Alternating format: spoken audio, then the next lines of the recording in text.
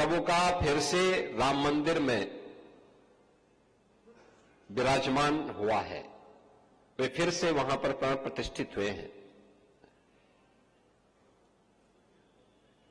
आयोजन अयोध्या में था, लेकिन उत्सव पूरे देश के अंदर थे, पूरी दुनिया के अंदर थे। हर सनातन धर्मावलंबी 22 जनवरी 2024 को, हर सनातन धर्मावलंबी गौरव की अनुभूति कर रहा था, प्रफुल्लित था, आनंद की अनुभूति कर रहा था, भाव विभोर था। इस बात के लिए भाव विभोर था कि हमारे पूर्वज जिस कार्य को अपने भौतिक चक्षु से नहीं अनुभव कर पाए, देख पाए, वह हम लोग आज देख रहे हैं, प्रत्यक्ष भी और परोक्ष रूप से भी। दृश्य श्रव्य माध्यमों से उन्होंने उस दृश्य को अपनी आंखों के सामने देखा, सुना और उससे आनंद विभोर होकर के उस कार्यक्रम के साथ जुड़े थे।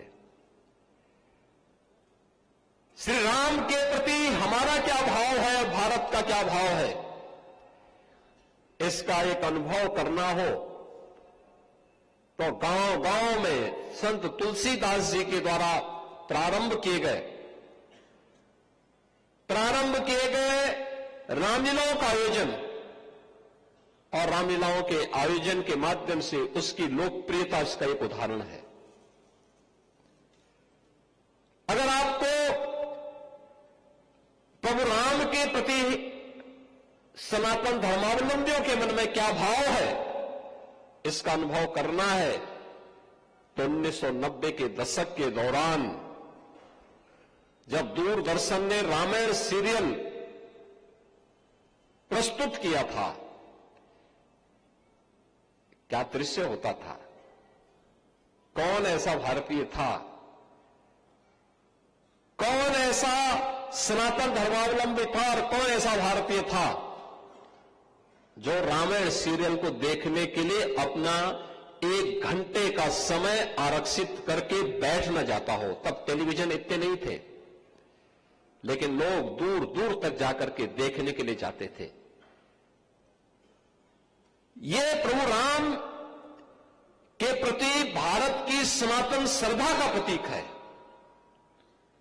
और इसीलिए तो हम कहते हैं, बार बार कहते हैं कि भारत की परंपरा तो उस परंपरा को मानती है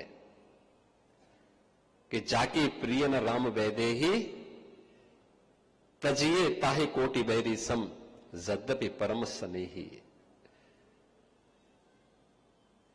जिसके मन में भगवान राम के प्रति, मां जानकी के प्रति श्रद्धा का भाव नहीं है, उनके प्रति समर्पण का भाव नहीं है, और कितना भी प्रिय क्यों न हो, उसको एक कट्टर दुश्मन की तरह त्याग देना चाहिए, छोड़ देना चाहिए। और इसीलिए तो 1990 के दशक में राम भक्तों ने नारा लगाया था। तब वेदांती जी भी बहुत जवान थे, अब तो बुजुर्ग हो चुके हैं, लगभग 100 साल के हो चुके हैं। तो अब तो उनके मुंह से बोला नहीं जाता है, देखा नहीं जाता है, लेकिन पहले उस समय जब जवान थे नारा ये लगाते थे कि जो राम का नहीं हमारे किसी काम का नहीं।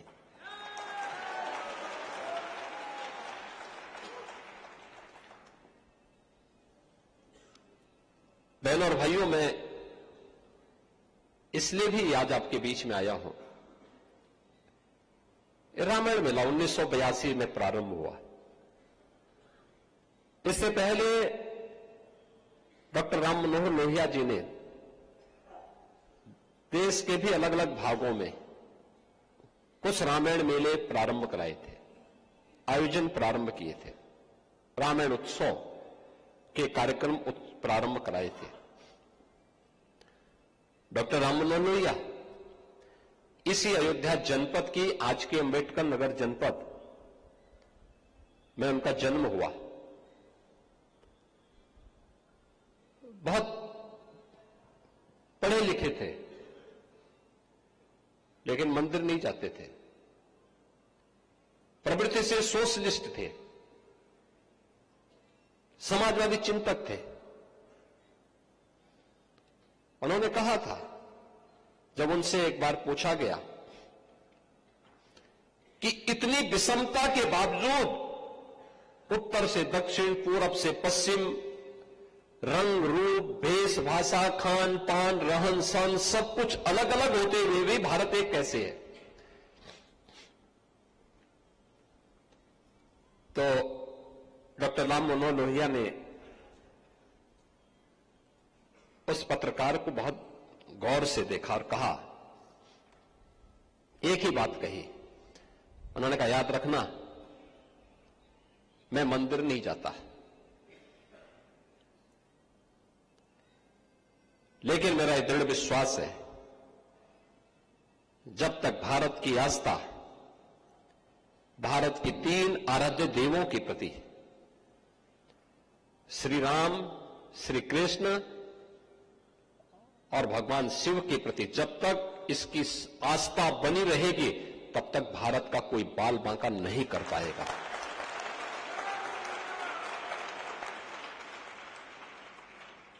तब तक भारत भारत बना रहेगा। भारत की एकता और अखंडता को तब तक कोई चुनौती नहीं दे पाएगा। और यही कारण है, उत्तर से लेकर दक्षिण तक आज जो भारत हम देख रहे हैं, आर्यावर्त को भारत के रूप में बदलने का श्रेय अगर किसी को जाता है, हिमालय और विंध्याचल के बीच के भूभाग को सुदूर दक्षिण तक पहुंचाने का श्रेय अगर किसी को जाता है, तो अयोध्या के इसी तपस्वी और यशस्वी राजकुमार जो स्वयं श्री हरि विष्णु के अवतार के रूप में इस अयोध्या धाम में जन्मे थे, प्रभु राम को जाता है। प्रभु राम को आर्याव्रत की सीमा सीमित थी। आर्याव्रत पुण्य भूमि, मध्य बिंदु हिमालय, हिमालय और विंध्याचल के बीच का भूभाग। लेकिन इसकी विस्तृत सीमा को हजारों वर्ष पहले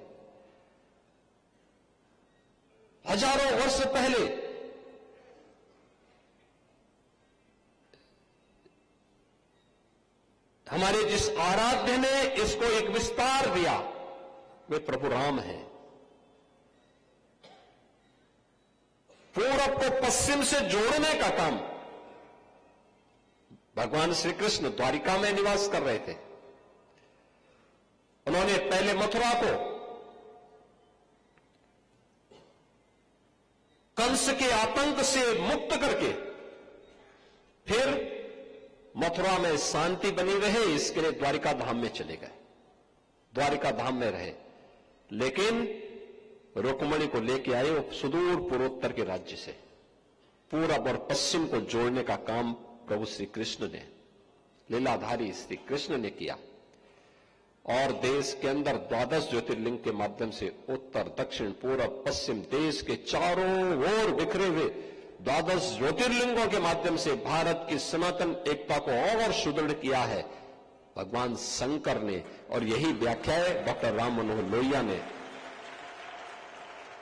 भारत के इन 3 आराध्य देवों के प्रति इस श्रद्धा भाव के साथ व्यक्त करते हुए पत्रकार को जवाब दिया था।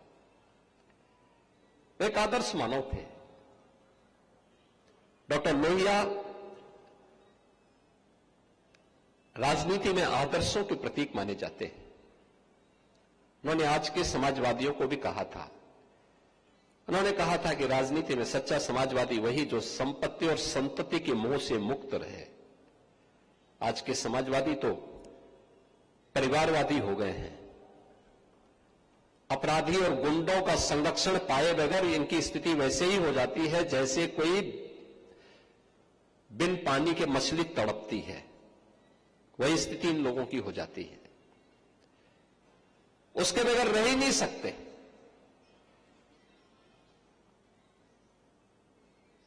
लोहिया के नाम पर राजनीति करेंगे, लेकिन लोहिया के एक भी आदर्श को अपने जीवन में अंगीकार नहीं करेंगे। और मैं आप सबसे कहना चाहूंगा, हमने प्रभु को अपना आदर्श माना है। कुछ भी प्रेरणा हम प्रभु के उन उच्च आदर्शों से ले सके तो हमारा जन्म और जीवन दोनों धन्य हो जाएगा। व्यक्तिगत जीवन में जो उच्च मूल्य और आदर्श होने चाहिए, व्यक्ति का व्यक्ति के प्रति, समाज के प्रति, अपने परिवार के प्रति, समाज के प्रति, पूरे देश के प्रति, वह किस प्रकार का होना चाहिए। याद करिए,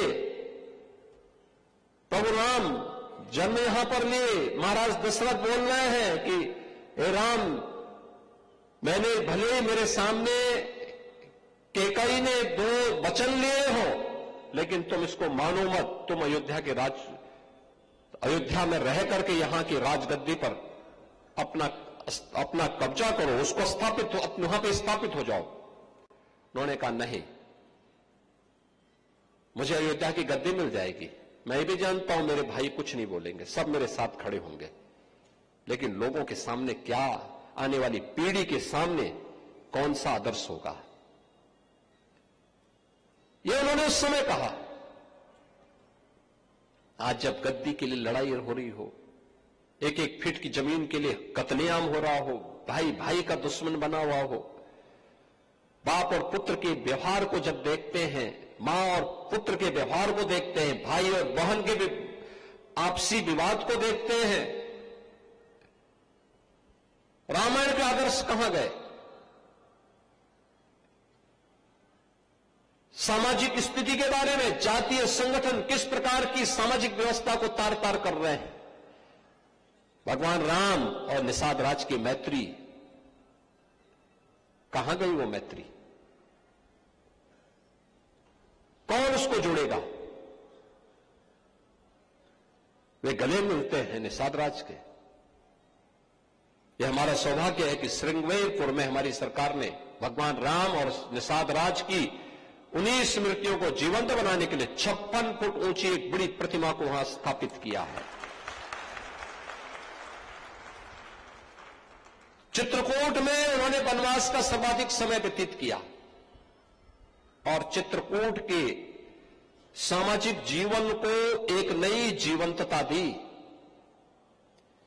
वहां के कोल, वहां के वनवासी, वहां के गिरवासी, वहां के प्रत्येक नर नारी के जीवन में एक नया परिवर्तन लाने का कार्य किया। और जब वहां से अंतिम वर्ष में फिर उन्होंने कहा कि नहीं, अब हमारा वनवास का कालखंड का अंतिम दौर चल रहा है, अब कुछ लीला भी रच ली जाए।